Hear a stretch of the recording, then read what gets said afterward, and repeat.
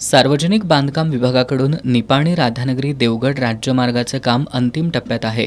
दरम्यान फेजिवडे शेळप बांबर इथल्या पठाण पूल नावाच्या पुलाचं रुंदीकरण न झाल्यामुळे अपघाताला निमंत्रण मिळतंय। अनेक ठिकाणच्या पुलाच्या वळणावर दिशादर्शक फलक नाहीत। त्यातच वाहनांची मोठी वर्दळ असल्यानं अनेक लहान मोठे अपघात या ठिकाणी होत आहेत। या पुलांची तातडीने दुरुस्ती करावी, अन्यथा मनसे स्टाईलनं आंदोलन करण्याचा इशारा देण्यात आलाय। त्या ठिकाणचा पुला एवढ्या वेळा डागडुजी गेली, परंतु त्या पुलाची उंची काय किंवा रुंदी वाढवली गेली ना, हा असाच पूल आहे तो। त्यानंतर इथून पुढे गेले की थोड्या अंतरावरच PWDच्या बरोबर बॅक साईडलाच पठाण पूल नावाचा पूल आहे, जे बांबरजवळ आहे।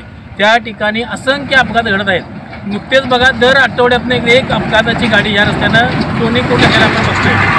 एवढा असताना सुद्धा PWDच्या हक्केच्या अंतरावर असणारे हे पूल असताना सुद्धा या ठिकाणी या पुलाची डागडुजी किंवा नवीन पूल केले गेले नाही।